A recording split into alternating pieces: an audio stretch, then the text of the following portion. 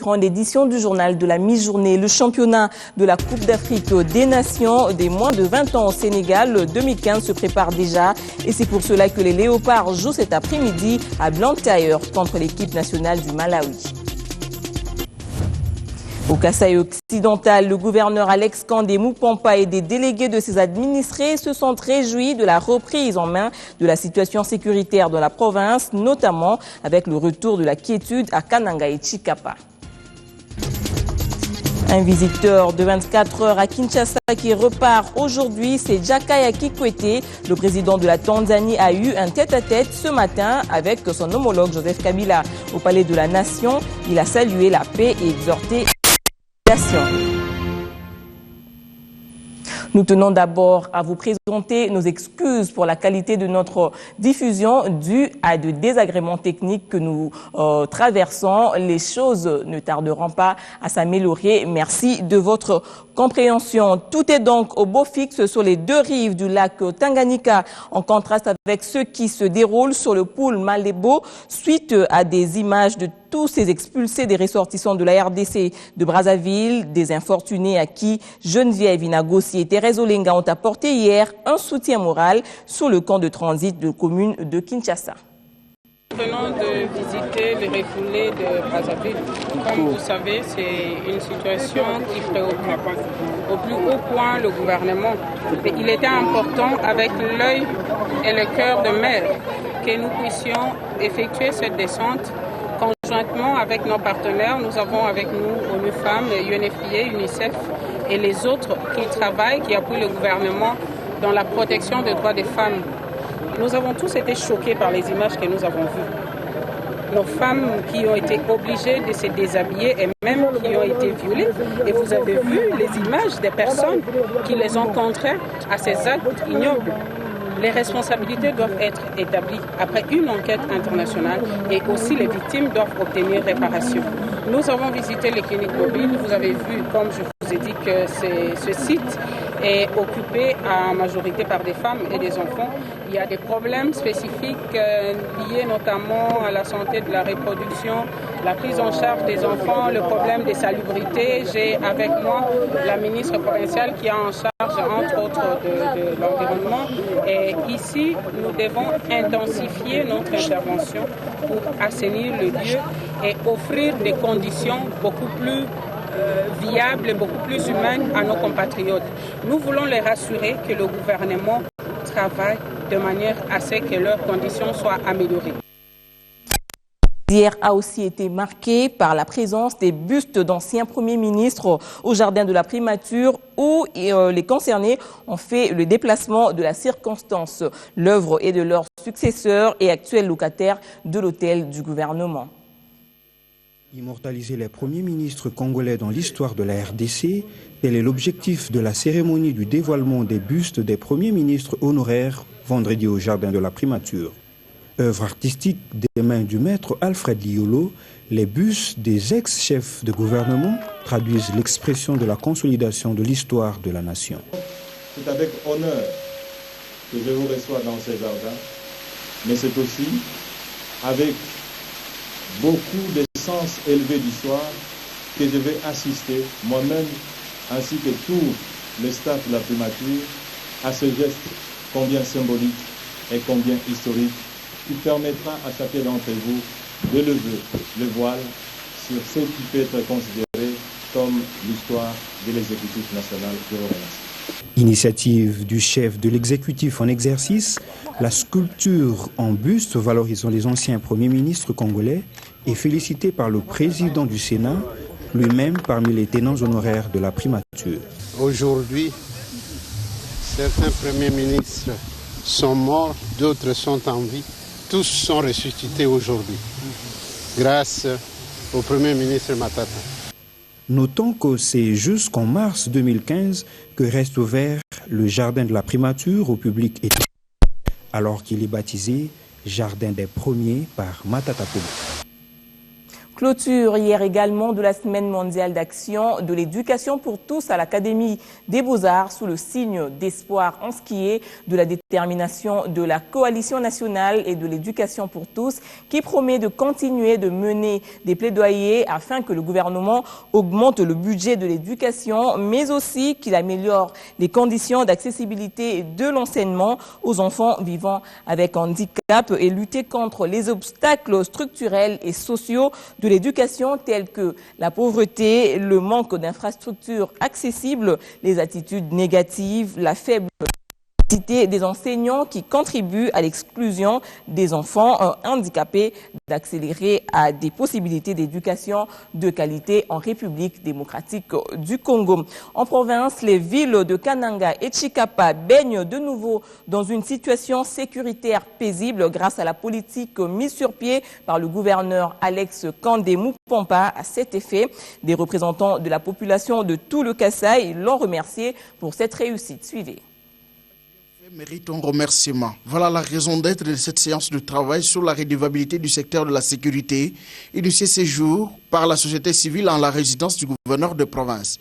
Anakle Chimbalanga, coordonnateur du réseau de la société civile pour la réforme de la sécurité, justifie ses remerciements par un dynamisme créé par Alex Kandé, son gouvernement et son conseil de sécurité. Au nom du gouvernement, au nom du conseil provincial de sécurité, je dis merci à toutes nos populations. Parce que seuls, nous ne pouvions rien. C'est grâce à nos populations que nous avons pu vaincre l'insécurité. Je voudrais vous rassurer que moi-même, mon gouvernement ou le Conseil provincial de sécurité, nous serons toujours prêts. Il partage ses remerciements avec tous ses collaborateurs car leurs efforts ont produit des fruits. Vous savez que le 11 mars, nous avons amené, tous les problèmes étaient entiers, les indicateurs étaient au rouge, l'insécurité était totale. Nous avons formulé des recommandations en direction des décideurs politiques, dont le gouverneur de province, son équipe gouvernementale et le conseil provincial de sécurité. Bon nombre de recommandations et résolutions formulées par la population ont trouvé une réponse globalement à la calmie. Nous ne devons pas dormir sous nos lauriers, même si on a recouvré le calme, il faut beaucoup plus travailler. Le chef de l'exécutif provincial promet de multiplier des rencontres de redevabilité parce que chacun de ceux qui occupent des fonctions dépend de la population. Des acteurs de l'environnement engagés dans le reboisement et contre la déforestation de la province participent eux aussi à l'essor du Kasaï occidental et pour preuve, ils ont offert 5000 petits arbustes afin de contenir des érosions.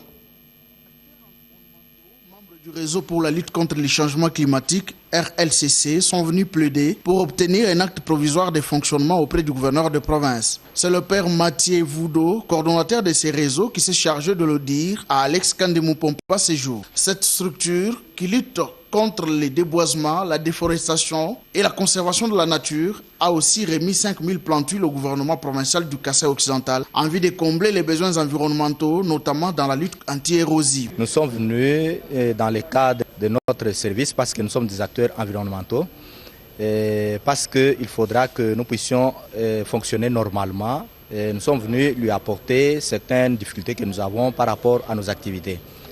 Parmi lesquels l'octroi de l'acte provisoire de fonctionnement.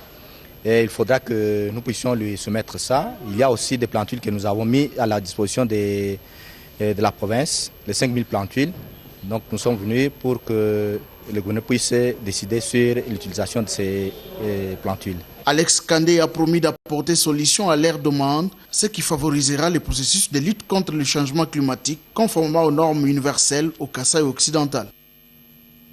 La visite officielle de Jaka Kikwete Mouricho en République démocratique du Congo, je vous le disais, revêt une grande queue régionale dans la mesure où, au-delà du voisinage entre la Tanzanie et la RDC, les deux pays sont tous signataires de l'accord cadre d'Addis Abeba du 24 février 2013. Puis il faut relever en passant que la brigade d'intervention de la MONUSCO est commandée par un général tanzanien, qu'il s'agisse de la diplomatie ou de la coopération. Il y a beaucoup en partage entre Dar es Salaam et Kinshasa. On retiendra de leur entretien la coopération politique et la coopération économique. Kwanza Kongo na Tanzania ni nchi rafiki, nchi jirani.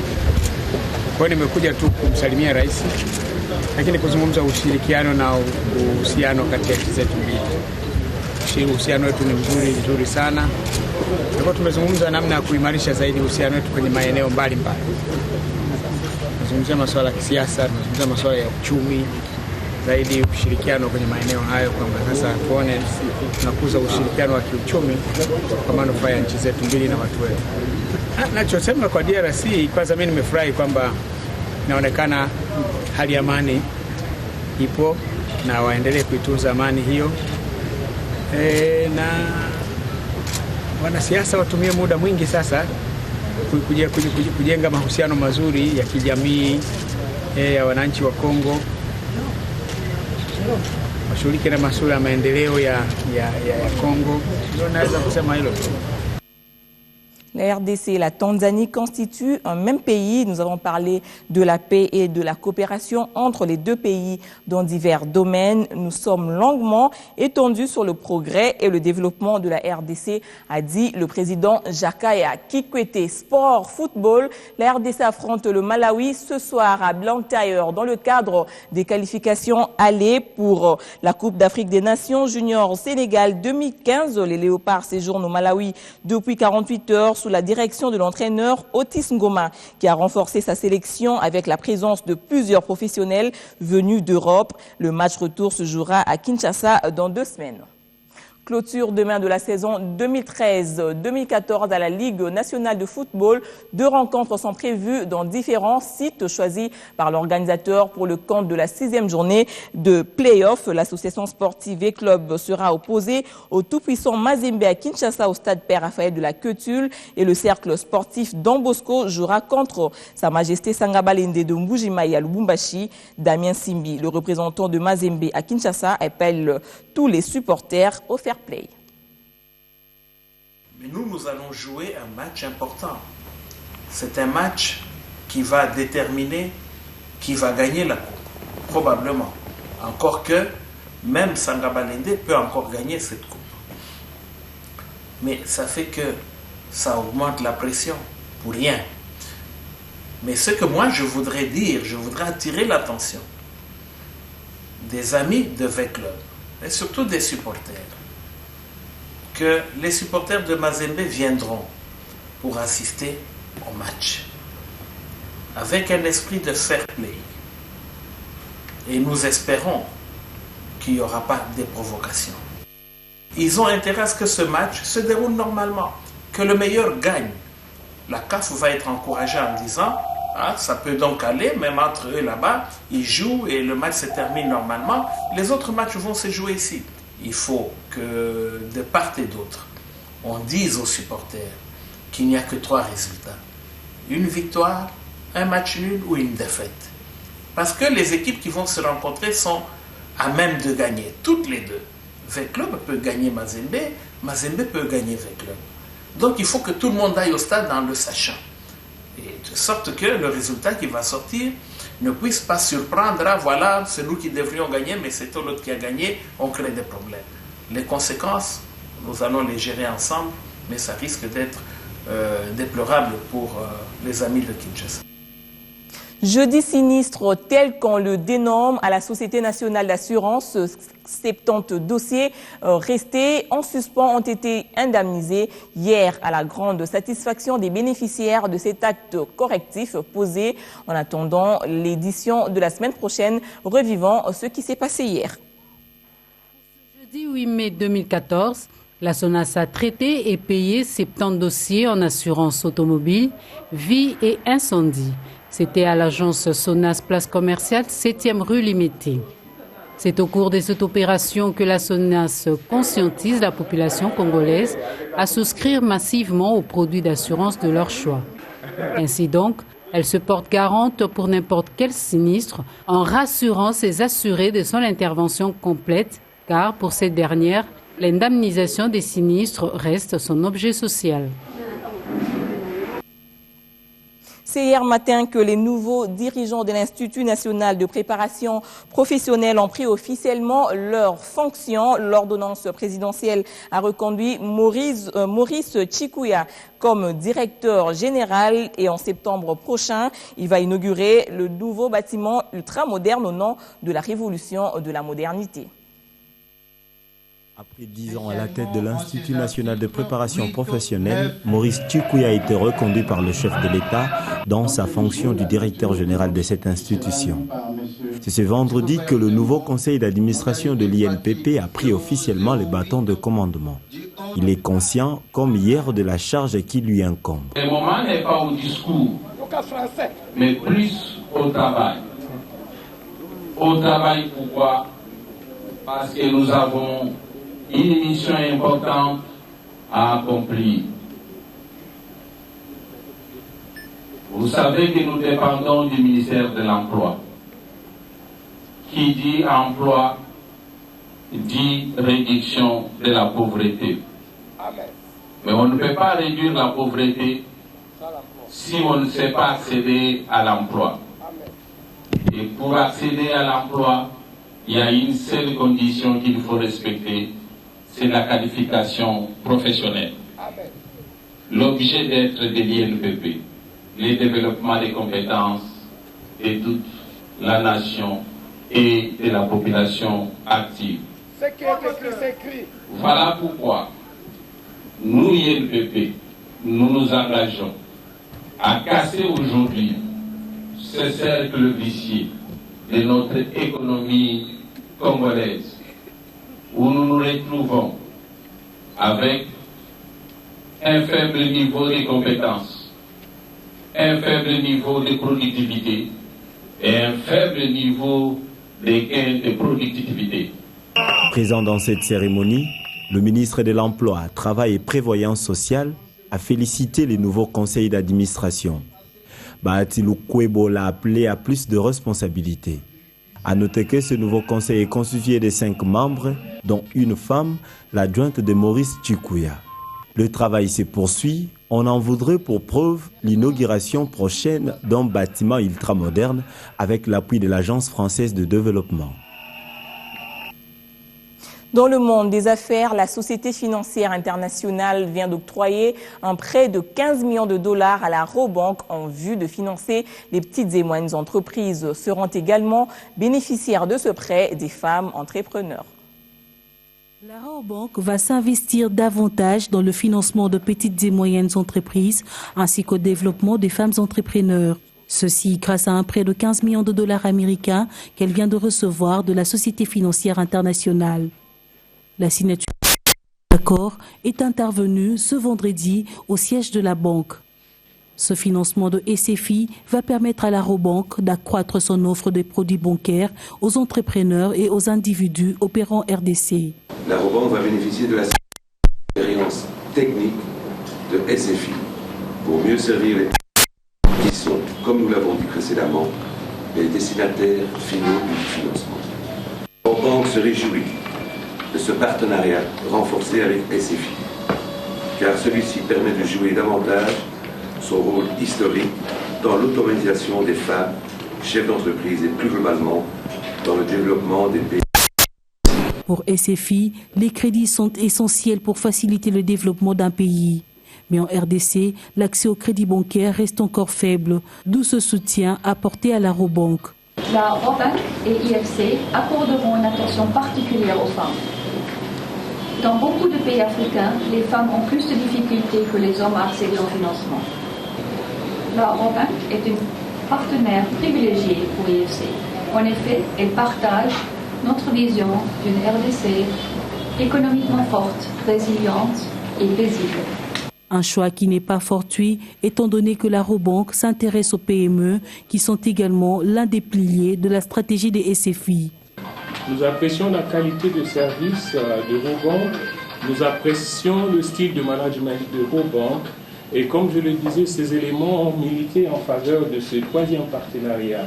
Et en plus de cela, Rabobank est orienté vers les petites et moyennes entreprises qui constitue un pilier dans notre stratégie en Afrique subsaharienne. Robank a une présence assez marquée à travers tous les territoires congolais. Il faut aussi noter que c'est la deuxième fois que la Robank bénéficie du financement de la Société financière internationale. SFI veut, en plus de son soutien aux banques, s'investir dans d'autres projets de développement dans l'agriculture. Reportage signé Patricia Panzou. Fin de ce journal. Merci de nous suivre à Kinshasa, Gombe et partout dans le monde.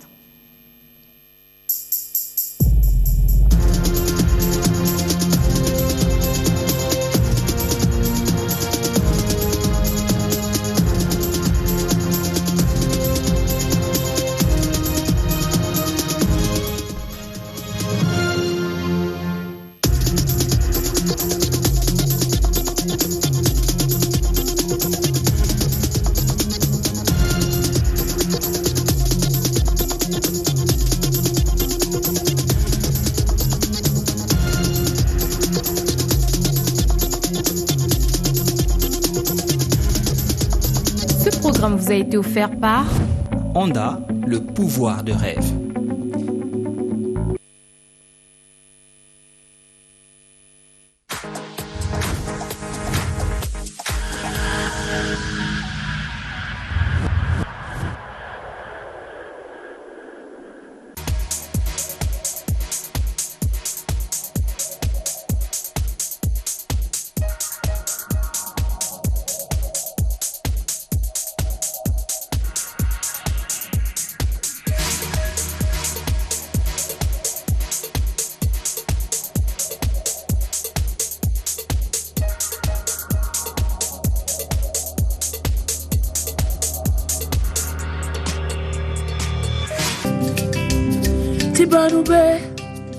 Tibanube fofo, Tibanube tumina, maman, oh yeah le bonheur.